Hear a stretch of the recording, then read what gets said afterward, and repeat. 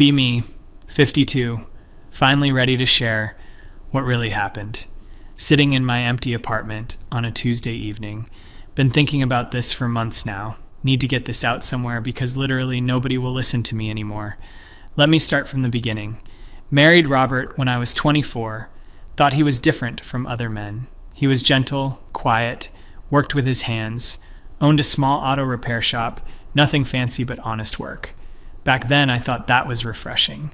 Thought I could help him grow, reach his potential. Fast forward through having our 3 boys.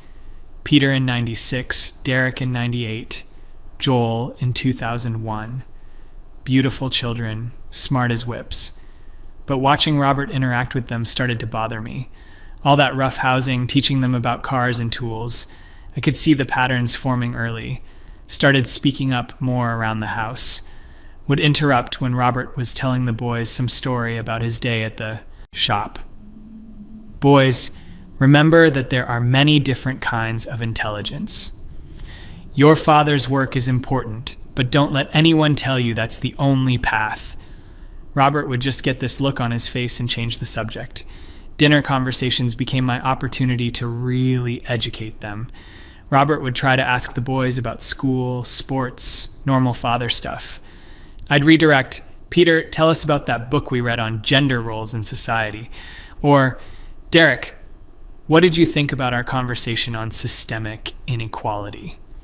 The boys would look uncomfortable, but I knew this was important foundation work. Robert started getting defensive about everything.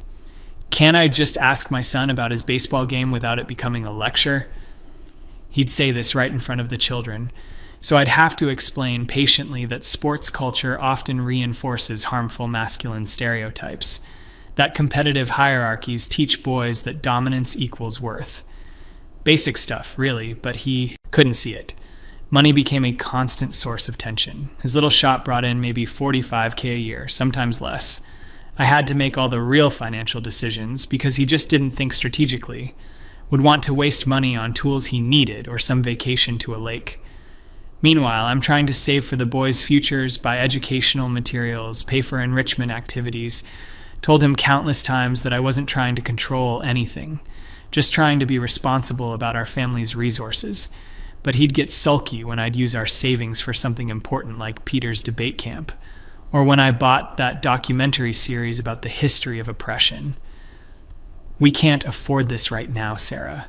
Like he didn't understand that investing in our children's consciousness was more important than whatever car part he wanted. The worst part was watching him try to undermine my parenting.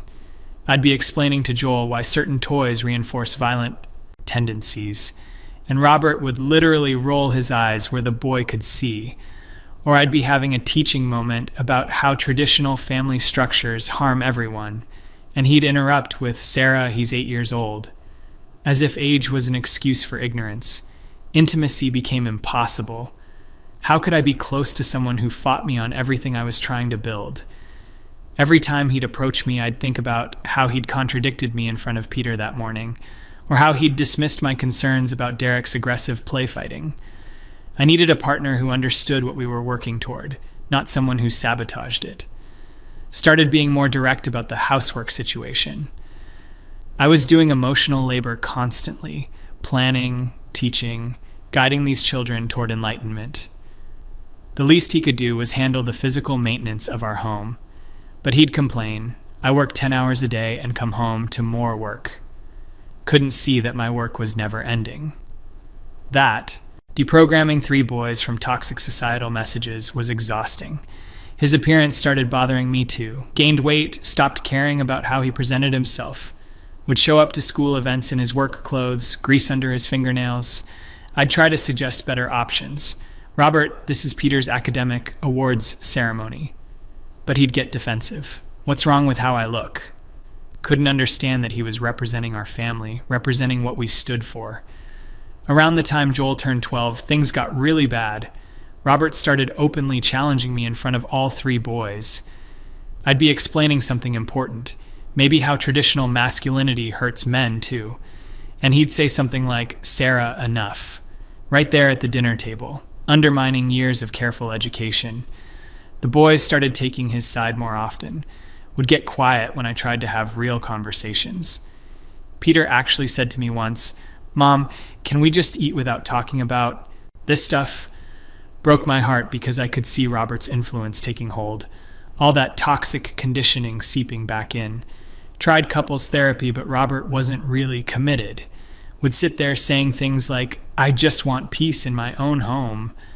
When Dr. Martinez would try to explore deeper issues, Robert would shut down. I don't think wanting to parent my own children makes me a bad person. Completely missing the point that his version of parenting was the problem. The breaking point came when Derek was 17. He'd been accepted to this amazing summer program for social justice advocacy. Cost $3,000, but it was exactly what he needed. I used money from Robert's shop improvement fund to pay for it. When he found out, he completely lost it. "You spent my money without asking me." Said this right in front of Derek and Joel. I had to explain in front of our children that marriage meant shared resources, that his attitude about his money was exactly the old kind of patriarchal thinking we were trying to overcome. But he kept yelling about how he'd been saving for equipment he needed, how he'd already promised his partner Mike they could expand. Derek ended up not going to the program because he felt guilty. Said he didn't want to be the reason his parents were fighting. This beautiful, conscious young man sacrificing his growth because his father couldn't see past his own selfishness. By the time Joel was 15, Robert had basically checked out, would come home, eat dinner in silence, disappear to the garage. Boys would follow him out there, and I'd hear them laughing about something, probably undoing all the progress we'd made during the day. When I'd try to address this with Robert, he'd say things like, "I'm tired, Sarah. I'm tired of everything being wrong. I'm tired of being wrong." This passive-aggressive way of making me the villain for trying to grow our family. The divorce came when I finally realized he was never going to change. I'd spent 18 years trying to help him become the partner and father our children deserved. But he was too set in his ways, too comfortable with traditional dynamics. Thought the boys would understand once they got older. Thought they'd appreciate what I was trying to do. Thought they'd see how much better off they were without his influence holding them back. But something went wrong. Peter calls me maybe twice a year now. Derek hasn't spoken to me since my birthday last year. Joel blocked my number completely about 6 months ago. Tried reaching out through email, social media, nothing works. Finally cornered Peter at his apartment building last month. That conversation, I keep thinking about it. "Peter, sweetheart, I don't understand what's happening with our family." He looked at me like I was a stranger. "Mom, do you really not get it?" "Get what? I dedicated my life to raising you boys right." "That's the problem. You dedicated your life to making sure we hated our father. Spent 2 hours in that parking lot while he told me things I couldn't believe. Said he remembered every dinner where I'd lecture us about how Dad represented everything wrong with men. Said I made them feel ashamed for wanting to be like their father. Said they watched me destroy him piece by piece. Peter, your father needed to grow. He was stuck in patterns that would have limited all of you. Mom, he was the kindest person we knew. He worked every day to provide for us, and you made him feel like garbage for it. He was holding you back from developing critical consciousness about gender and power. He was teaching us how to change oil and how to treat people with respect. You taught us that wasn't enough. Tried to explain about the bigger picture, about systems of oppression, but Peter got angry in a way I'd never seen. You want to know what I remember most? Coming downstairs Christmas morning when I was 9. Dad had stayed up all night building Joel's bike. His eyes were red, he was exhausted, but he was so excited to see Joel's face. And you said right there in front of us, "I wish you put this much effort into examining your privilege." Dad's face just fell on Christmas morning because you couldn't let him have one moment. That wasn't how I remembered it at all. I was trying to use a teachable moment about consumerism and gender expectations around gift giving, but Peter made it sound like I'd been cruel. Every family dinner you turned into a classroom where Dad was the example of what not to be. Every time he tried to connect with us, you'd redirect it into some lesson about toxic masculinity. We couldn't just be kids with a dad who loved us. Everything had to be filtered through your ideology. Told Peter he was misremembering, that his father's influence was making him see things wrong. That's when he really lost it. My father's influence? Mom, you want to know what Dad's influence was? He never said a bad word about you. Not once. Not even after the divorce. We'd ask him why you treated him like that, and he'd say, "Your mother loves you boys. That's what matters." Even when you'd humiliate him in public, even when you'd laugh at his ideas, even when you'd spend his money without asking. He protected you to us for years. We figured out who you really were on our own. This was completely unfair. I never humiliated Robert in public. I simply refused to pretend his opinions were automatically valid because he was a man. If he felt humiliated by being questioned, that was his own fragility. But Peter wasn't done. You want to know the moment I knew we were done? I was 22, remember? I brought my girlfriend over for dinner. Sarah, remember her? Sweet girl, studying to be a teacher. She mentioned she was excited about potentially staying home with kids someday. And you spent the entire evening explaining to her why that choice was problematic, why she was internalizing oppressive structures. This girl I cared about, sitting at our table, being lectured about her own dreams. I did remember that evening, felt it was important to help a young woman think critically about societal expectations, but the way Peter described it made it sound like I'd been attacking her. She cried in the car afterward, Mom, said she felt stupid and backwards. Never came to another family dinner. We broke up 6 months later. Not because of you directly, but because I started seeing my family through her eyes. Started realizing that Dad walking on eggshells wasn't normal. That you turning every conversation into a political statement wasn't normal. That a grown man having to ask permission to buy tools for his own business wasn't normal. Tried to explain that I never controlled Robert's purchases, just wanted to be consulted about major financial decisions, but Peter cut me off. Mom, you made him ask permission to spend $40 on new work boots. Because you'd already allocated that money for Derek's activism books. Books Derek never read, by the way, because you'd made learning feel like punishment. Dad worked in steel-toed boots with holes in them for 3 months because of that. This was getting distorted. I'd simply prioritized educational materials over Robert's impulsive shopping. The boots could have waited, the books were time-sensitive for Derek's development. But Peter was crying now, actually crying. You broke him, Mom. We watched you break our father over 18 years. Every time he tried to be excited about something, you'd explain why it was problematic. Every time he tried to share his interest with us, you'd redirect it to your agenda. Remember when he wanted to take us fishing? You made it into a lecture about masculinity and violence toward nature. Remember when he suggested we build a tree house?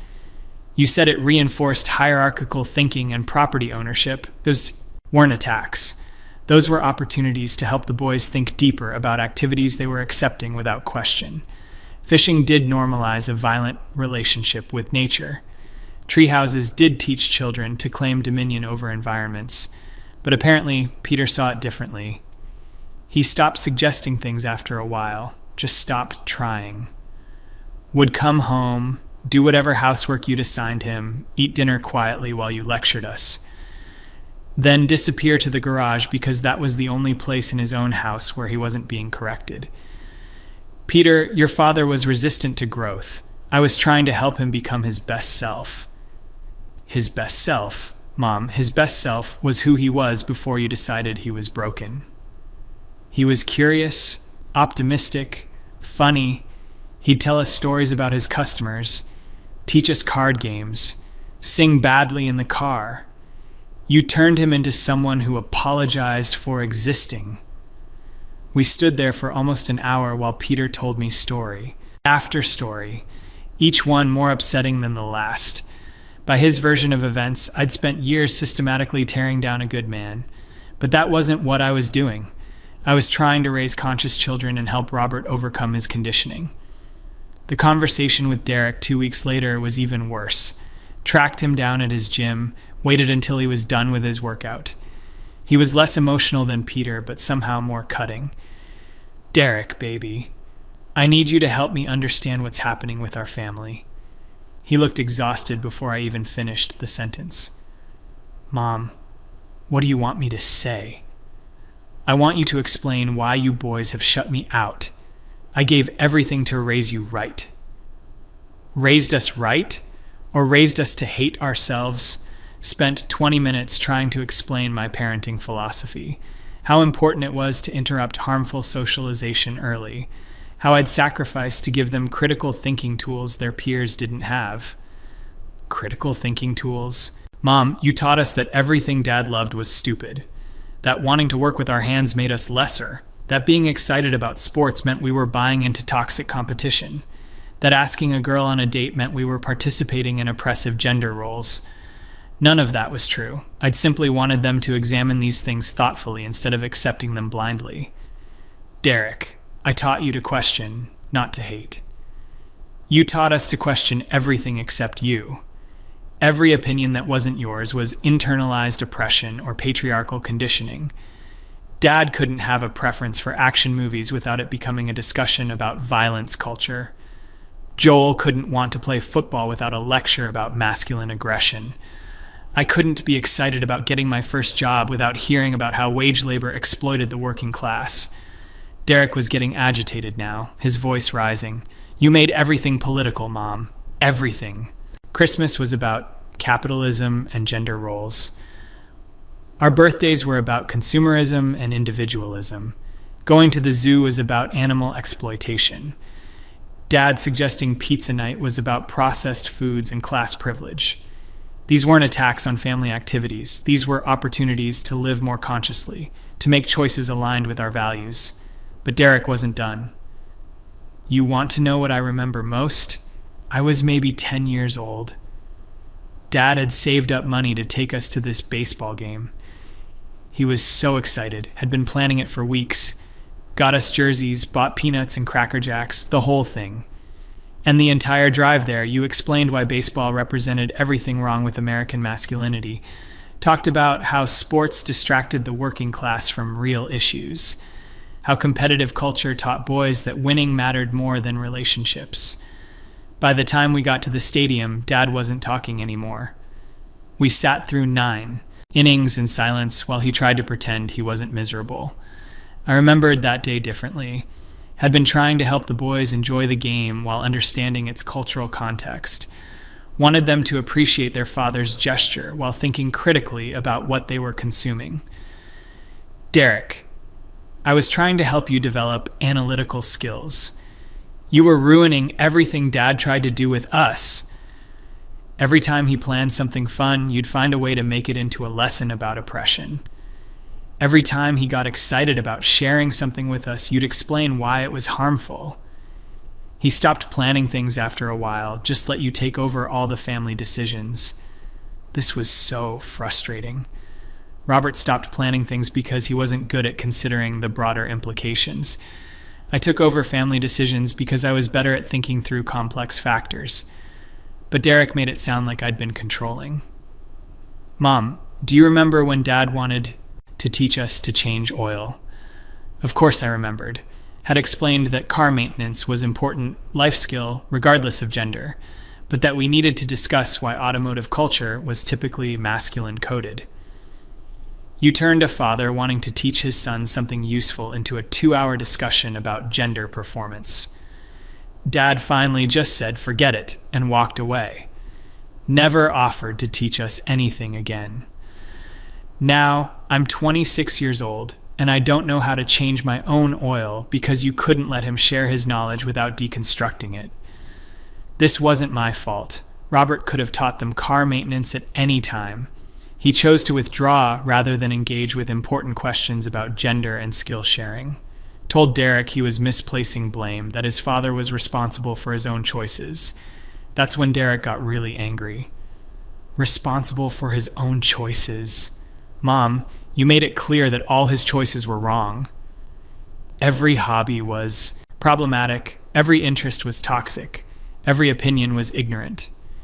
You didn't marry Dad to change him. You married him to destroy who he was and rebuild him. And when he wouldn't let you, you made his life miserable until he left. Completely unfair characterization. I'd married Robert because I loved him and saw his potential. Wanted to help him grow beyond the limitations society had placed on him. Derek, your father was stuck in patterns that would have limited all of you. What patterns? Working hard, loving his family, wanting to share his interests with his sons. Those aren't limitations, Mom. Those are gifts. Gifts you taught us to reject because they came from someone you'd decided was broken. We argued for another 30 minutes, Derek telling me story after story that painted me as some kind of villain, him claiming I'd humiliated Robert in front of his friends, when I'd simply pointed out problematic assumptions in their conversations, claiming I'd isolated Robert from his family, when I'd just questioned why we needed to spend every holiday with people who reinforced traditional gender roles, claiming I'd controlled our finances, when I'd been trying to make responsible long-term decisions about our family's future. The conversation with Joel last week was the worst of all. Finally got him to agree to meet me for coffee. Thought maybe the youngest would be more understanding, less influenced by his brothers. Joel, sweetie, I've missed you so much. He barely looked at me. What do you want, Mom? I want to understand what happened to our relationship. We used to be so close. We were never close. You just thought we were because I stopped arguing with you. This hit me like a physical blow. Joel and I had spent hours together when he was younger, reading together, discussing important topics, working through his thoughts and feelings. Joel, those conversations we had about social justice, about equality, those meant everything to Shaw. Those weren't conversations, Mom. Those were lectures. I was 8 years old and you were explaining patriarchy to me. I was trying to help you understand the world. You were trying to make me hate my own father. Sat there while my youngest son told me how I'd poisoned him against Robert, how I'd made him feel ashamed of natural impulses and interests, how I'd turned every interaction with his father into a source of guilt. Remember when Dad taught me to ride a bike? Of course I remembered. Beautiful father-son moment that I'd used to discuss gender expectations around risk-taking and physical competence. I fell off and scraped my knee. Dad picked me up, cleaned the cut, told me I was brave. And you said, Joel, notice how Daddy expects you not to cry because you're a boy. That's how the patriarchy teaches men to disconnect from their emotions. I was 7 years old with a bleeding knee and you made it about your politics. This was so unfair. I'd been trying to help Joel process that experience without internalizing harmful messages about emotional expression. But Joel wasn't done. Dad just looked at you like you'd slapped him. Here he was, trying to comfort his hurt child, and you made him the enemy, made both of us feel like there was something wrong with the moment we were sharing. Joel, I was trying to help you develop emotional intelligence. No, you were trying to prove Dad was toxic. And you did it constantly. Every hug, every conversation, every moment of connection between us. You'd find a way to explain why it was problematic. We sat in that coffee shop for 2 hours while Joel systematically destroyed every memory I had of trying to be a good mother.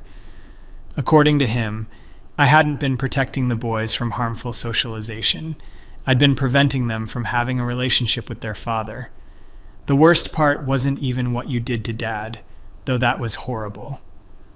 The worst part was watching you teach us to see love as oppression. Dad working long hours wasn't sacrifice, it was absence. Dad wanting to share his interests wasn't generosity, it was imposing masculinity. Dad being affectionate wasn't love, it was patriarchal conditioning. You took everything good about having a father and made it suspect. Tried to explain that I'd been trying to help them have a more conscious relationship with gender roles. That uncritical acceptance of traditional fatherhood could limit their emotional development. Joel, I wanted you boys to have access to a full range of human experience, not just traditional masculine roles. Mom, Dad cried at movies. He hugged us constantly. He talked about his feelings. He was emotionally available in every way you said men couldn't be. But you couldn't see it because you decided he was the enemy. This wasn't true. Robert did struggle with emotional expression, often retreated to the garage instead of working through conflicts, would shut down during important conversations about household dynamics. Joel, your father avoided difficult conversations about growth and change, because every conversation became about what was wrong with him. Because you never wanted to grow together, you wanted him to disappear and be replaced by someone else. Someone who agreed with you about everything. Someone who had no opinions or interests that challenged yours. Joel was crying now, but trying to hide it. Dad loved you, Mom. Even after everything, he still talks about you with respect. Says you're a good person who got lost in ideas. But we lived it. We watched you destroy someone who loved you. Watched you take a kind, generous man and turn him into someone who apologized for breathing. The conversation ended with Joel telling me he needed space to process our relationship, that he might be willing to try again someday, but not now, that seeing me was too painful because it reminded him of watching Robert suffer, be involved. Thinking about these conversations for weeks now, trying to understand where everything went wrong. I gave everything to raise those boys consciously, sacrificed my own needs to help them develop critical thinking about gender and power, dedicated my life to interrupting harmful socialization before it could take root. But somehow they see me as the villain. They remember every time I questioned Robert's choices as an attack, every time I redirected a conversation toward important topics as a lecture, every time I made a financial decision as control. They remember their father as kind and loving, remember me as critical and demanding. Maybe I was too direct sometimes. Maybe I could have been gentler in how I presented important concepts, but I was trying to prepare them for a world that would try to shape them into oppressors. Now I'm sitting here alone while my 3 sons visit their father every weekend, while they call him multiple times a week, while they remember him with love, and me with resentment. Robert has a girlfriend now, someone simple who probably never challenges him to grow. The boys love her, say she's good for Dad, probably because she lets him stay comfortable in his old patterns. Keep thinking about what Peter said about actions and consequences, about how my ideology didn't prepare me for this. But that's not fair. My principles were sound. My goals were pure. I wanted my sons to be conscious men who understood systems of oppression. Instead, they've rejected everything I tried to teach them, chosen their father's simple worldview over the complex understanding I offered, chosen comfort over consciousness. Maybe someday they'll understand what I was trying to do. Maybe they'll appreciate the foundation I tried to build. Maybe they'll forgive me for being imperfect in my methods. But right now, I'm alone, and I don't understand how trying to raise conscious children and help my husband grow ended with everyone I love turning against me, sitting here wondering if there was another way, wondering if I could have been less direct, more patient, wondering if my sons will ever see that everything I did came from love, wondering why love wasn't enough.